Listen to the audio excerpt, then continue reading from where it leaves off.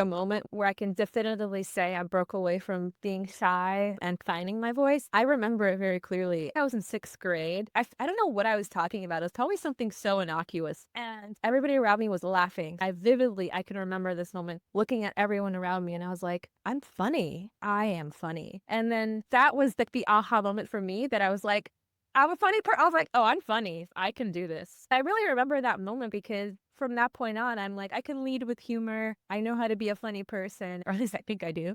And that really was an unlock for me from that point on in my life. Like, it's like a vivid black and white between being afraid of everything. And I mean, I still have fear and anxiety, but that was like a moment when I learned, like, this is what I think is my superpower. I can make people laugh.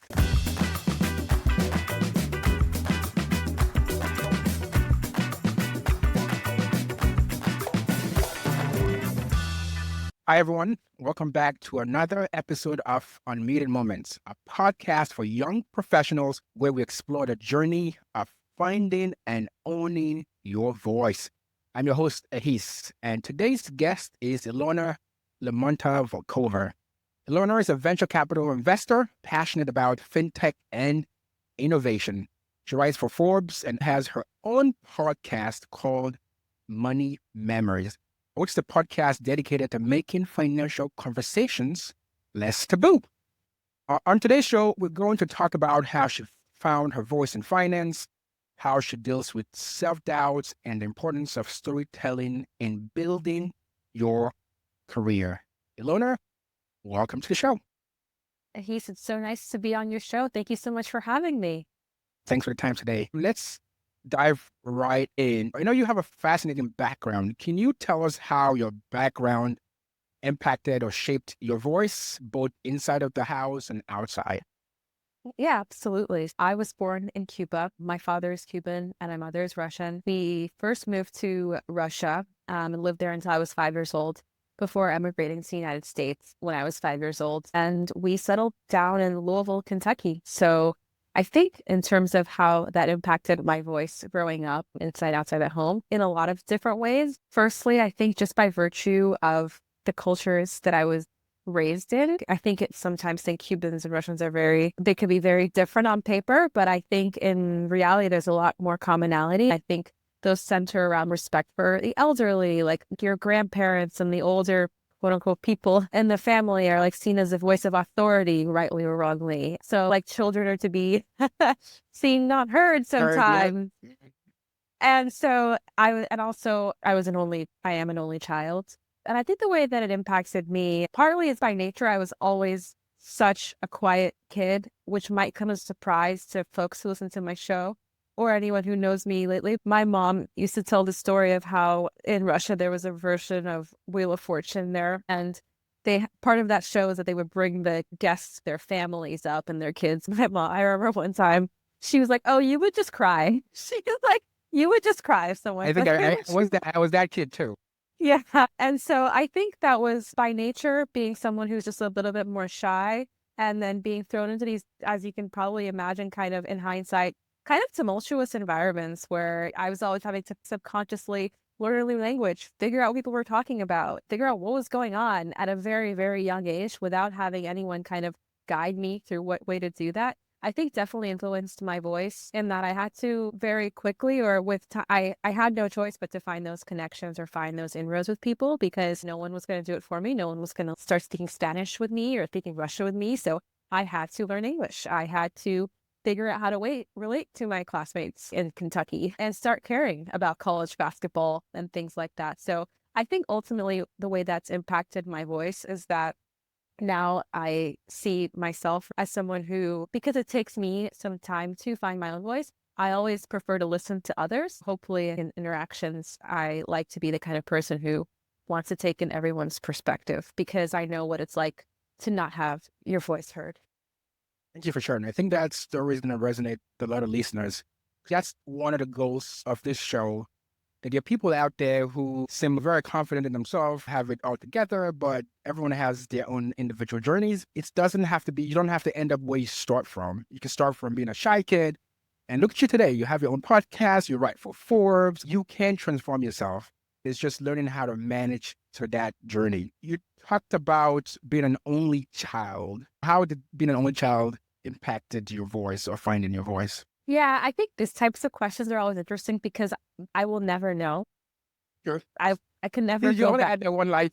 I only had the one life, but I think it's an interesting thought exercise. And Yeah. maybe I've observed as you grow older and you see friends who have siblings. I also feel really influenced by, I know birth order is becoming more of like a topic, but both of my parents are the oldest siblings. Being raised by two people who were the oldest siblings and then me being the only child, so I would have been the older, Oh, yeah, yeah, yeah, yeah, has yeah. I feel like when I meet other people, I'm like, you're the older sibling, or I tell. I am the oldest sibling of four, and it's a very interesting dynamic when I think on it now. I think on one hand, you think, okay, like you're supposed to maybe advocate more for yourself, for your younger ones, like maybe help protect them or help advocate for yourself and them. But in a way, I think it did the reverse for me. I think because of that way, I didn't want to do it because of that. I think because I felt there was some responsibility to, oh yes, you're the older, so you should be the one who like speaks out more or talk more.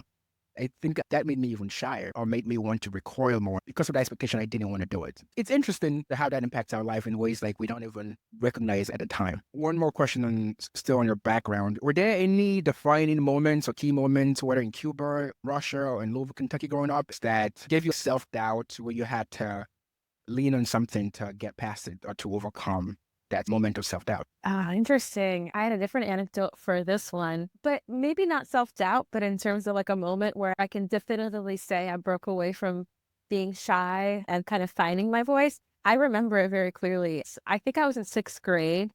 I'm pretty sure it's in sixth grade because I have like the image of the classroom and the way the desks were oriented and the kids who were sitting next to me. And I remember those like those stupid desks where the desk is like, bolted onto the chair. I hope Oh, yeah, yeah. children these days don't have these desks. And then they had the hideous thing where you put your books in, but it was Books, yeah, always yeah. like covered in gum. I remember sitting at one of these desks in sixth grade.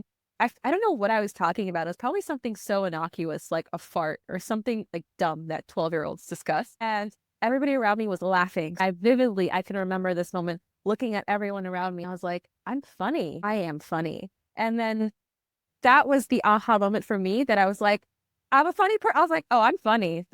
I can do this. And so, but I really remember that moment That's because amazing. like from that point on, I'm like, I can lead with humor. I know how to be a funny person. Or at least I think I do. And that really was an unlock for me from that point on in my life. It's like a vivid black and white between being afraid of everything and I still have fear and anxiety, but that was a moment when I learned this is what I think is my superpower that can make people laugh. That's amazing. And I think, yeah, it's a good lesson for listeners out there. There are different ways to influence or find your voice. Obviously, humor is one, self confidence is another one. Two is also just vulnerability, right? Emotional connection sometimes, like how you connect, making people feel like you're really hearing them or you really listen to them. You really understand what they're going through. I was listening to a podcast. Have you heard of the Diary of a CEO That podcast? yes, I don't listen to it, but that sounds familiar. He had a guest. He's a charisma coach, whatever that means, a charisma coach. And he gave four different ways you can show confidence. One was high conviction.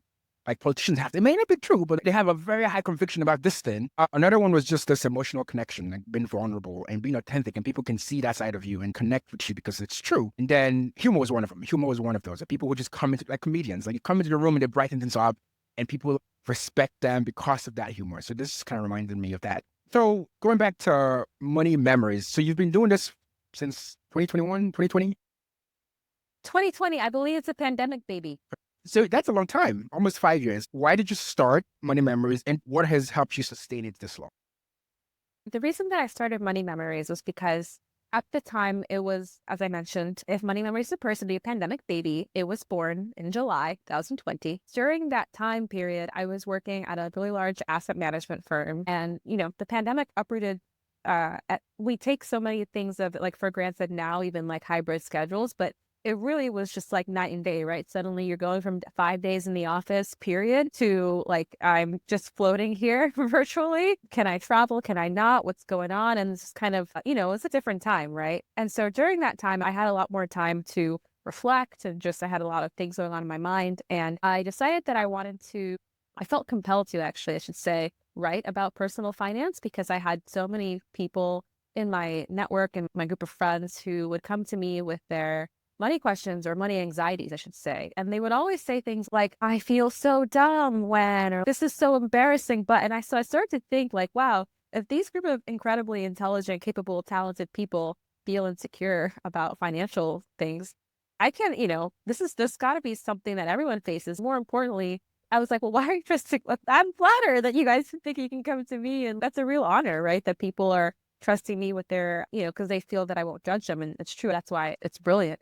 And so that's kind of how the idea for Money Memories came about. I was on a walk, which reminds me I should go on more walks because I do all my best thinking on walks. And so I was on a walk and then just literally I was like, Money Memories, a show where I can interview guests about their earliest money memory. I knew I wanted a podcast where I didn't talk a lot because I don't like the sound of my own voice, but I knew I wanted to do that. I love podcasts. I had been consuming podcasts since before they were cool. Like, I love podcasts. You're I one of the really early do. ones because I started listening to podcasts around 2020 when we were stuck inside. Yeah. Around that time. I've always loved radio. When I was a kid, I would wake up early on Saturday mornings, listen to Casey Kasem, run down the top songs in America.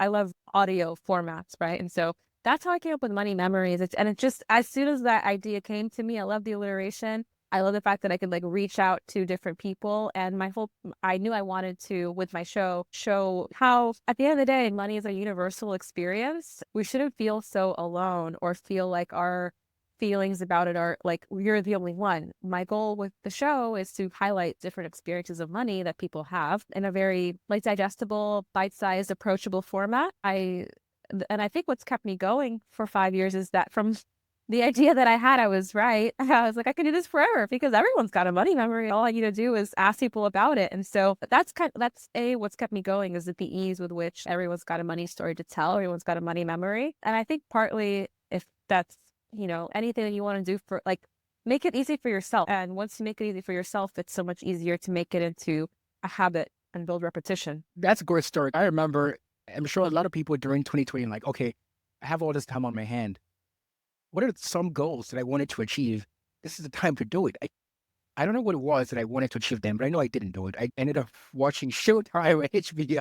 And before I knew it was time to go back to work, I'm like, but it's incredible what you've done with your show. I've listened to a bunch of episodes. I think what I really like about it is the digestibility. It's quick, not a lot of fluff. You can hear the stories and you just hear the unique perspective. So thank you for doing that. Well, thank you for listening. So moving to your career now, you work in finance and venture capital specifically, which is not a space that has a lot of underrepresented people. How have you navigated having confidence in yourself and also storytelling and trying to connect with not just your coworkers or colleagues, but the potential entrepreneurs that you invest in? Yeah, I think the short answer to your question is that I never feel confident. Even when we were starting to record at the beginning of the program, when you were introducing me, I was like, it's true.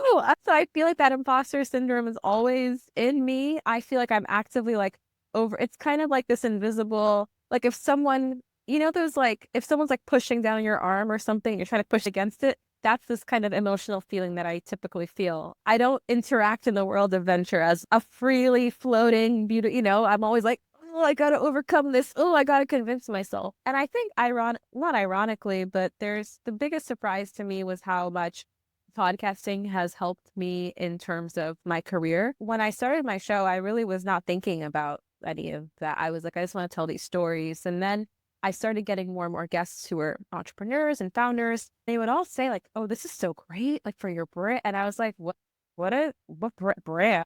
But then what's that brand? But now 5 years later, I'm starting to connect the dots. But more importantly, I think that what podcasting has, the biggest skill that it's allowed me to improve upon is my listening skills and crafting an agenda. Venture capital or investments, I think you'd be surprised how much of our job is just listening, taking notes, and having opinions and follow-up questions. And so I feel like I'm not afraid to take a call with any kind of founder and any kind of industry, any kind of background. Because I was like, my show is 30 minutes long. I know how to fill 30 minutes with questions. Like, I have no doubt about that. So I feel like it's given me a confidence in terms of like, I can talk to any person. Like, I'm not afraid of anyone who's going to be on my podcast, of any kind of founder. And so I don't care like whether you had 10 exits or if you're your first time ever. I think I approach every single founder, every single guest on my show the same way. My podcast has really helped me to find my own voice and lead me to have belief in my ability to lead a conversation, because I feel corporate America, or jobs, I should say, like, your 9 to 5 has a lot of great advantages, but I don't necessarily think I found my voice. If anything, I always felt insecure. I never felt really confident in what I had to say until I started podcasting. Now that I've been able to, it's like a snowball effect where I do well at my podcast. It's insane how much better I feel as a professional. In a way, like, the snowball effect has been a wonderful surprise. You're saying I should keep doing more podcast episodes? Yes, you'll be amazed. You could build an agenda. You can talk to anybody. That's awesome. Lots of perks. But I wanted to go back to one of the things you said earlier on, which I really appreciate you sharing about if joining a call like this, how sometimes those self-doubts still creeps in. I think it's an important lesson for people listening right now. When you see those people who are very put together, like, it's not always the case that they never doubt themselves, or never like, what do I say? How do I look? Or have those moments of self-doubt. But what's important is, one, just actually going the thing. I think for a while, for me, growing up, or even early in my career, if I was scared about doing something, I didn't do it, which is a missed opportunity. Because, like, even just doing the thing, even while you're scared, that's a big step. And then as you keep doing it over time, like, oh, it's not as bad. You know what I mean? It's not as bad as it seemed. I was actually talking to a guest on a different episode about imposter syndrome, and she was saying how when you feel those self-doubts, one framework is to ask yourself, is that true? Like, if you're in a room where there may be a lot of people who don't look like you, for example, or people who you think are more powerful, wealthier, or whatever, and you're in that room and you're feeling like, oh, these people are probably judging me or having all these thoughts about yourself that's negative. One framework she was saying was stopping and asking yourself, is that true? Like, is that feeling, is that what I'm feeling? Is that a true thing, or I'm just like making that up? And it was very enlightening to me. And like, I always just thought, if I show up in a room and I have some kind of self-doubt, or maybe imposter syndrome is one of them, and I'm just like, okay, that's what I'm feeling. You know what I mean? I give it some name. And so it was very interesting when she said to actually stop and say, is that actually true? And so hopefully people listening, for me, the takeaway here from your story is that idea of showing up, taking that step, even when you feel a little bit uncomfortable, and hopefully over time, you're going to overcome and build that confidence. A really quick add-on to that is that in Russian, we have a beautiful expression that says, "Глаза боятся, руки делают," which literally means the eyes fear, but the hands make. So to your point of like, before you know it, before you know it, your hands are doing it. And then like everything what you were feared, perceived, it's done. Yeah. So thank you. Thank you for sharing. Just stay on the topic of imposter syndrome. Some people say if you feel imposter syndrome, it's like a growth opportunity. It means you're growing. You're doing something uncomfortable. So that's a good thing. And on the other hand, it's like, if I'm feeling that, it's because of the environment I'm in. Maybe like a certain thing that's making me feel this way. So it's like something is happening to me, as opposed to I'm feeling this because I am uncomfortable, I am growing. What's your take on that concept, on the topic of imposter syndrome? That's interesting. My initial reaction is that I feel like imposter syndrome is probably, it's contextual, because there's environments where you're going to feel like, you're like, I am so the alpha. Like, I am such a big fish in this small pond. And it's like, who's imposter? I don't know her. I can't find her. She's over there. But there's other environments where you're like, oh my God, how did I get here? Right. But I think that maybe as you get older and the more lived experiences you had, the more you are just like, I don't know. I remember one time I was walking around with my mom, and I was like, we were in Beverly Hills, and I was like, look at all these houses, Mom. And she's like, I really do not care. I remember I was I was like, opulence. And she was like, can we just finish this walk?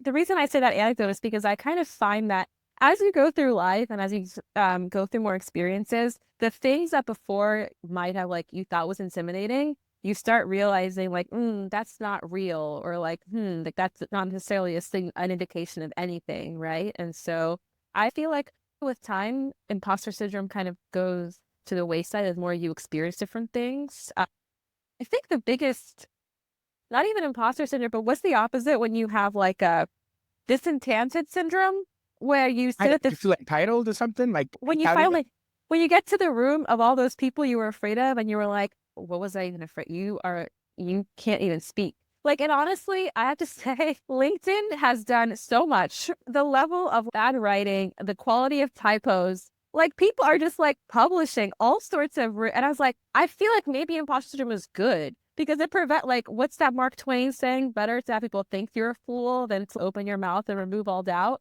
I do wonder if in the context of this environment we live in, where everyone is so obsessed, I feel like, with saying something, even if it's nothing.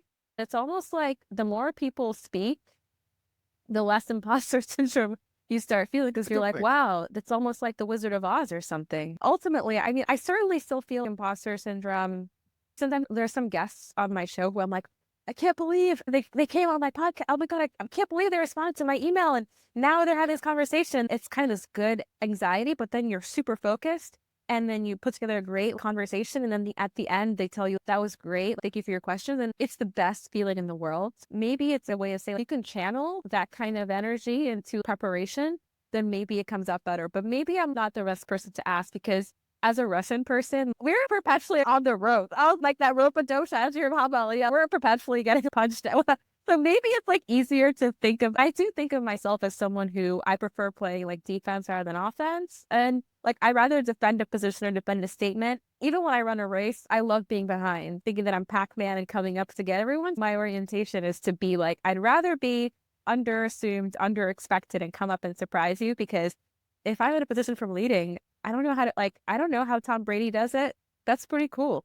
Continuing to win all the time. So it brings me to another question. Part of the goal of this show is to give listeners some practical frameworks and tips in terms of managing self-doubt or nervousness when it comes to expressing yourself. So as you prepare for those big presentation or big interviews with those big guests on your show, what are some tips or tools? How do you psych yourself up or prep yourself to get ready for those moments? One of my favorite sayings well, I don't know. I don't think Roy Keane invented it, but Roy Keane, one of my favorite soccer players of all time, Manchester United legend, came from Ireland, was the inspiration for the character in Ted Lasso. I forgot his name right now, but that literally is Roy Keane. And I'll never forget in his book, he had this line that said, fail to prepare, prepare to fail. That is honestly my mantra for anything that seems difficult or anything that I'm nervous or intimidated about. I tell myself it's just a matter of preparation. And so what I can control is the prep for it, is the research that I do on a guest, coming up with the agenda. It's those little things. It's the little things. It's the little parts of the prep, like setting an agenda, figuring out how much time you want to allocate to something. So I'm a full believer in preparation because preparation is your armor. It's your weaponry. It's your shields, and if you can go into any situation knowing, well, here's what I can control is like my level of comfort with the subject matter or with the topic at hand, then that can help alleviate or mitigate some of those feelings of insecurity you might be feeling around like, the imposter side. Because if you're like, oh, I'm the only person who looks that way at this table, or I'm the only person who sounds this way at this table. But if you were like, I know X, Y, and Z about this company, or I have these two things I'm trying to address, then suddenly you're not focusing so much on yourself and more around like, That resonates with me so well because I had posted about this topic on LinkedIn a few months ago. I was preparing a presentation to some senior folks, people I typically wouldn't present to, boss's boss kind of thing. It was bugging me. Maybe 4 or 5 days before it, I was already like feeling a pit in my stomach kind of thing. It was like nauseating.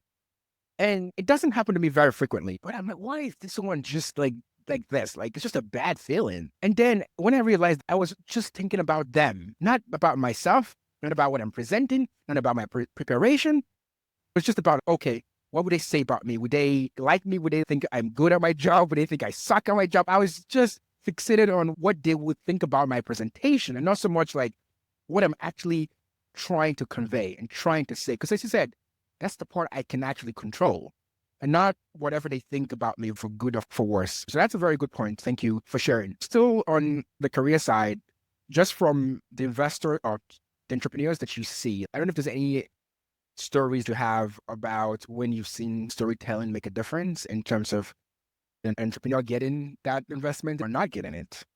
Any stories like that come to mind? yeah, I think that's interesting, right? Because I feel like storytelling can go both ways. I've definitely been in maybe like informal contexts where someone starts on a story and you're like, you did not want to say that. You're like, I don't know if you realize what people are picking up on in this narrative, right? So it can cut both ways. I feel like there has to be alignment between the personal passion, personal level of conviction, an answer to the why you, while also tying into the narrative of why this opportunity and why right now. I feel like when it falls apart is when it kind of misses that balance on either side, when you over-index too much on the why you and you start getting into, like a narratives around things that we don't really need to know about a person. But also on the flip side is when you jump into like, this is a But I- clear opportunity and I just yeah. wanted to monetize this or something, which is great too. I feel like the why you is always going to be obviously, because it's you, it's going to be very specific to that person, but it's definitely has to strike a balance between why you, why now, why this product, and those other factors. So it's got to make sense within that context. It's the same as when you're going for a job interview, right? Like whenever I start my introduction to myself is going to sound very different from someone else's. I will always start with, I was born in Cuba, like, because that's like a Yeah. compelling, that is It's core to you, right? Yeah. makes me me, right? But I'm not going to know but if you only lived in like one town your whole, you know what I mean? That might not be the story you're trying to highlight. So that is the story that I tell when I'm trying to introduce myself, but it might not necessarily, I can't tell everybody like, okay, tell me where you were born and then what high school you went to. Storytelling, as we've been saying during this conversation, it's important, not just investment, also personal brand, and also just building your career. I want to go back to money memories and storytelling. So as we wrap up, what excites you going forward for money memories? My dream guest ever since I started Money Memories has been Bad Bunny. Bad And Bunny, so, okay. Do you have his number? You've heard Benito it. Antonio, You have heard it. Any listener, if you have Bad Bunny's manager's number, please, please. we can do it in Spanish too. Speaking of that, one of the things I'm super excited about is finally bringing my language skills into the mix of Money That's Memories. exciting. Yeah. Thank you. So I speak, in addition to English, Spanish, Russian, and German, and I finally German, wait, you have, speak German too? yes, I How do. did that come about? I studied abroad in Germany. It's one of my, studied abroad, and there's one of my majors, and I Awesome. became So you super literally fluent. have like four voices. That's a great way to put it. You got four voices. Yes. Ran my PR for Money Memories. I'm excited because I finally scheduled my first ever show recording that's going to be in Spanish with an individual. Her name is Ilona Limonta-Volkova. She's featured in my show earlier this year. She's a CEO of an open banking fintech called Prometeo. She lives in Uruguay and she had a great story about investing in your education and why that's so important for you. But it's actually coming back to imposter syndrome. It's something that I've been wanting to do for a while, but I've always been so nervous to do because I feel such a level of confidence and fluidity in English. And I was like, oh my God, will I malfunction in Spanish? But then I literally applied what I just said, like fail to prepare, prepare to fail. I was like, set the agenda, write the questions out in Spanish, practice a couple of times. And so I think it's also a great example. It's something that I was nervous of doing, but credit to Jimena's PR team. They're like, when are you scheduling? When are you scheduling? And finally, I was like, We're doing it. yeah. So I'm super excited about that. And I hope I have no doubt it'll be an incredible conversation. And I'm excited to be able to branch out into being able to podcast in more languages. I think it'll be amazing. As I mentioned earlier, I love podcasts. I truly I wouldn't do this if I didn't actually listen to shows myself. And I love, there's some Spanish language podcasts I enjoy. There's some German, there's so many great shows out there and to keep in touch. And it's fascinating to me how content, even how it's communicated, the tone changes with the language, the storytelling changes. And so I'm super excited to be able to explore that. And so maybe one day, if I have a multilingual Money Memories platform, that would be incredible. It's awesome. And maybe you can go international if you don't already have international listeners. Yeah, that's really awesome. When Bad Bunny comes in, and then he'll promote my show. And then, yeah. I can't imagine how many million new listeners you might get. We would crash Apple Podcasts. We would crash it. Two final questions on this topic about finding your voice, owning your voice. Any final advice for someone out there who is maybe planning for a big interview, is thinking about speaking up for something big, or you're preparing for a big presentation, who is in that kind of moment right now, who's having some self-doubt or nervousness about that big project you're trying to do? Like, any last advice for that kind of person? Yeah, I would just say practice until the jitters go away. In anything that I've ever done, whether it was like figure skating, playing the violin, even when I was in college and starting to go through my first recruiting process, I had a timer on my phone for 120 seconds. And I would get my talk track that tell me about yourself, that walk me through your resume. I would whittle it down until it was within 2 minutes and felt natural. So I think with anything, the more I can control of those factors for myself, the less Like the less things can like then the things that can go wrong are not the things that it's not me. It's not going to be a me thing. And I think I think a common one, for example, is public speaking. I feel like that's a common thing for folks and they're like, oh, I'm afraid of public speaking. And I think I used to feel that way too, but you know how you overcome it? By doing public speaking. And I think it's so easy. Of course, it feels a lot better to just not do Not it. do it yet. I'm not going to do it this time, but the only way, if you truly want to overcome something like that, is to just do it more and more. And I'm not saying throw yourself to the sharks the very first go around. One of the things that prepared me well for my professional career is how much we had a lot of group projects and presentations. We would spend so much time as like group teams, like going through our like presentations and our walkthroughs, having reps first in front of your small team and then going big before presenting to like the whole classroom full of students. Like find like one or two people, maybe it's your dog or cat or your fit. I don't know. Like find like someone to speak to or to practice with. I think you'll be amazed at how much even a little can go a long way. That's good advice. What I've heard, it's about preparation, and some practice in the mix as well. That's very good advice. So thank you. Where can people connect with you, follow your work, and keep up with Money Members? Well, I recently started a newsletter. I would encourage anyone who's interested in learning more about the podcast that I'm releasing, as well as my writing for Forbes, to subscribe to my newsletter. And you can go there by visiting my website, which is bearinthebull.com, and going to the Contact Me section and subscribing. I would love to connect with you on a weekly basis where I share not only my recent episodes and my latest writings, but also just my commentary on things that I'm seeing in the world of finance / the world more broadly. For people interested in listening to Money Memories, it's available wherever you listen to podcasts, Apple, Spotify, whatever platform exists these days. Make sure to subscribe and rate it 5 stars if you really enjoyed the show. You can find my Forbes writing on Forbes.com. And there's a link to subscribe to my newsletter there as well. I'm also on Instagram at Ilona on the Money, so feel free to connect with me there. Thank you, Ilona on the Money. This is such a good conversation. Thank you for sharing your insights and for being so open about your journey. And to everyone tuning in, if you enjoyed this episode, make sure you subscribe to Unmuted Moments on Spotify, Apple, or YouTube, or wherever you listen. If something from today's conversation resonated with you, I'd love to hear your feedback. You can email me at unmutedmoments@gmail.com. And if you know someone who needs to hear this episode, please send it their way, because finding your voice is something we can all help each other accomplish. So thanks everyone for listening today. I am Agis, and until next time, stay unmuted.